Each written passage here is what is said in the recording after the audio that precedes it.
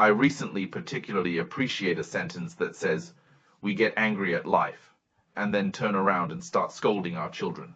It means that life has consumed our energy, and our willpower is not enough. So there is another one. Next, they said that it is not enough to just do one experiment, so they are doing other experiments to verify it. They invited many people to watch a movie, a documentary. The documentary was very tragic. Most people would feel sad. The first group of people were asked to control their expressions. What was it like? They had to endure the feeling of not reacting at all, which was very painful. The second group of people were asked to magnify their expressions. If you want to laugh, laugh as hard as you can. And if you want to cry, cry as hard as you can, and make yourself extravagant. Then the third group of people were asked to be normal. These three groups of people watched the documentary separately, and after watching it, they were given a hand gripper. This grip strengthener is vital in postgrad entrance exams, testing willpower based on endurance. Can you endure and hold on for as long as possible? What's your guess? The result is that the time spent on the gripper for the first and second groups was significantly reduced. Because no matter whether you hold on and don't cry, or you keep exaggerating yourself, it is an exaggeration. And this exaggeration needs to be controlled, and control requires your willpower. So when shaking hands, we say that disguise has a cost. Everyone knows how difficult it is for those pretenders and lurkers, and how they live in disguise every day. This requires extreme cost and strength. When your willpower is consumed for a long time, the anterior cingulate cortex in your brain will become idle. The anterior cingulate cortex is probably in this area where the work will be slowed down. When you are doing other things that require willpower, this area is tired and does not work. So our willpower is in the anterior cingulate cortex. But they found an interesting side effect during the experiment. After these people finished these experiments that consumed their physical and mental energy, their feelings were amplified. What does it mean that the feelings are amplified? Tell him a joke, not a very funny joke, and he will laugh harder than others. Tell him a tragic story. He will be sadder than others, and he will be more easily angered. So this is why if you have experience in quitting smoking, you will find that people who are in the smoking cessation period are prone to lose their temper.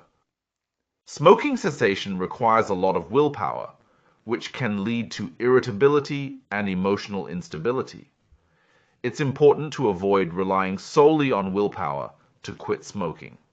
In fact, a recommended book called "This Book Can Help You Quit Smoking" supports this idea. Depleting your willpower can make it harder to control your emotions, which is known as the amplification of feelings after depletion. In academic terms, this refers to the brain circuit's reduced ability to regulate emotions. That is, if our willpower is overconsumed, our anterior cingulate cortex will start to work, and our ability to control emotions will continue to decline. So we can draw a conclusion that the more willpower we use, the greater the possibility of succumbing to the next temptation. If we spend our willpower on a lot of messy things every day, you will find that your willpower on important things will gradually weaken. What is the key to improving your willpower? Concentrating on changing a habit can improve our willpower in all aspects. For example, if you practice writing with your left hand, by using your non-dominant hand and engaging in activities such as writing or working, you can improve your willpower. In a study, 3 groups were formed to improve willpower. One group managed their finances, another exercised, and the third group studied and took notes. Each group had a unique approach.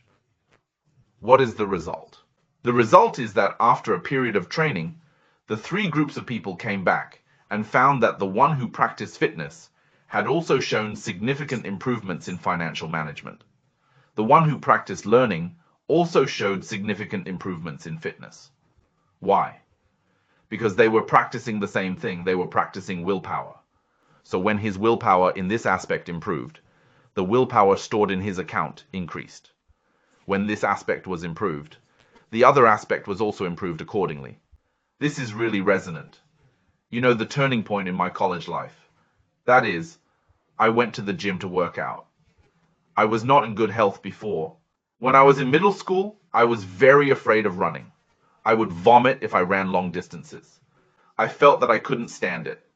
Then after I went to college, well, as a young man, I really wanted to be favored by girls. So I trained my body to be stronger. I went to the gym to do some fitness and boxing. After training for a while, I found that I was not tired at all when running long distances. Of course, this has something to do with it. My lung capacity has increased and my body has become much better. So if you work hard on one thing, you will find that other things will gradually begin to change. This is a very important secret of willpower. We must concentrate on changing a habit. Just do this one thing for a period of time. This is a great inspiration that this book brings to us. In the future, you don't need to set a huge scale for yourself or set too many requirements for yourself. If you think you should do this and that, you will go crazy. You won't be able to do anything at all. Just improve little by little. Start by sitting up straight and sit down first. This book also discusses a very interesting topic, which is why many people feel that their willpower improves after they believe in religion. Right? There are many people who can't quit drinking, so they join various alcohol abstinence associations and so on to practice continuously. Then when everyone communicates together, they find that, hey, since I started to believe in religion, I have stopped drinking. So why does a person's willpower improve after being influenced by religion? The author is a scientist. He does not believe in the power of God. He studied the behavior of these religious people. He found that after a person has religious beliefs, you will not be entangled like an ordinary person, saying whether I want this or that. When you have a lot of conflicting goals, your willpower decreases. But when you simply entrust yourself to someone who makes decisions for you, well, by reducing the contradiction of goals, the loss of your willpower has been greatly reduced. At this time, you will retain more willpower to do things. This is the first reason, reducing the contradiction of goals.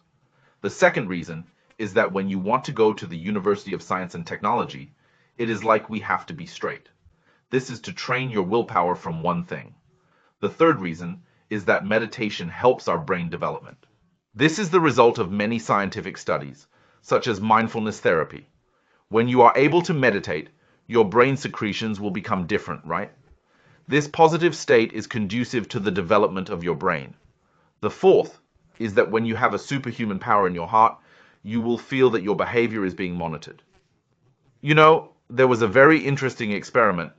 They put chocolate beans in the box and told people to take whatever they wanted, but they had to pay the coin. Many people were not very conscious and took the food and left without paying. What should we do?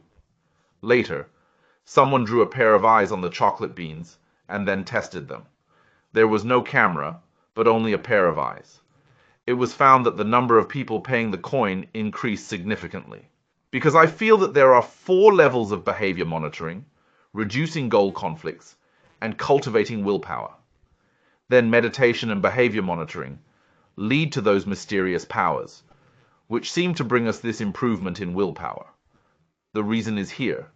This is to use scientific methods to explain things that seem very reasonable, but we don't know the reason. I think this is a very wonderful study.